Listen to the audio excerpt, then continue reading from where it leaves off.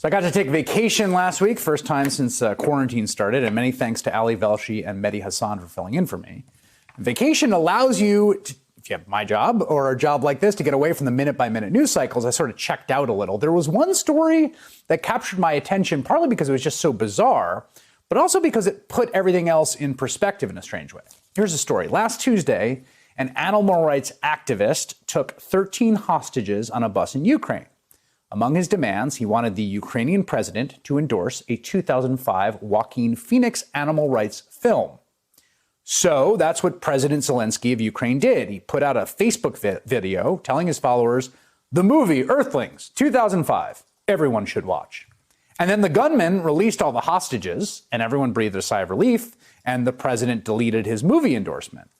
Strange. It was a national drama that captivated the country's attention because 13 lives hung in the balance. The president needed to take action, and he did, and those lives were saved. And it really focuses your mind on the human stakes of leadership and about the sheer scale of the horror we're living through day after day after day as thousands of Americans die. Buses and buses and buses full of people. Think of the terror of those 13 people trapped on a bus in danger of being killed by a madman. And in that context, you can see so clearly the human stakes involved in all this. But it's easy to lose sight of that with day after day of charts and statistics showing the COVID fatality rate climbing up as if we're just watching which way a colored line on a chart goes. Right now, we have our own hostage situation. The virus is taking people hostage every day by the thousands. And the president is refusing to do the things necessary to save the lives of those people, instead consigning many of them to death. And no amount of excuse making can justify that. I mean, imagine if President Zelensky said, no, it's the regional governor's job. Get him to post the video. Or if he said, you know what, the median age of the people on the bus is 75, so it's not so bad. Or look, we have an economy to worry about. We can't just shut down every road around the bus. People need to keep going on with their lives. That's effectively what's happening here in the U.S.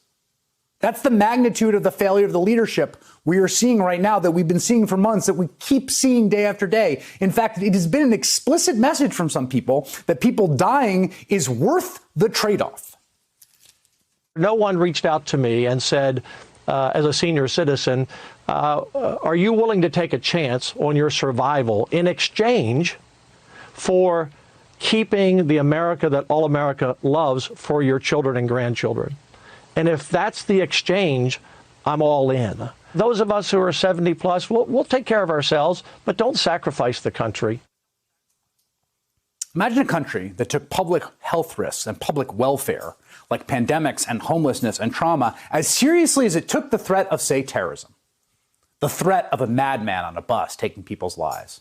Well, we don't have that society, and we don't have that leadership. So everyone on the bus is on their own, and we're all on the bus.